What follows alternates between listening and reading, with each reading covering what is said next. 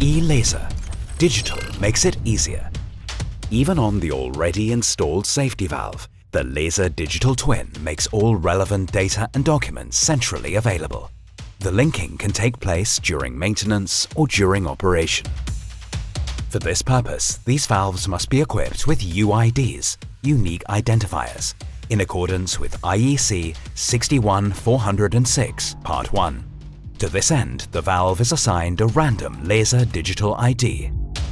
The link to the digital twin is established using the information available directly on the existing valve. The operator system synchronizes in real time, and the UID is stored in the system at eLESER. This allows the operator to immediately access the digital twin on the web or in their own asset management system. If the data is not yet stored on the Exchange platform, the maintenance engineer makes a request to eLESER directly in the application.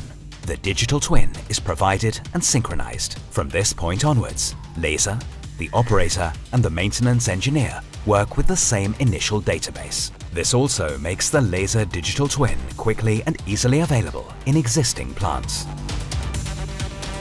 For the protection of people, the environment and industry, eLESER.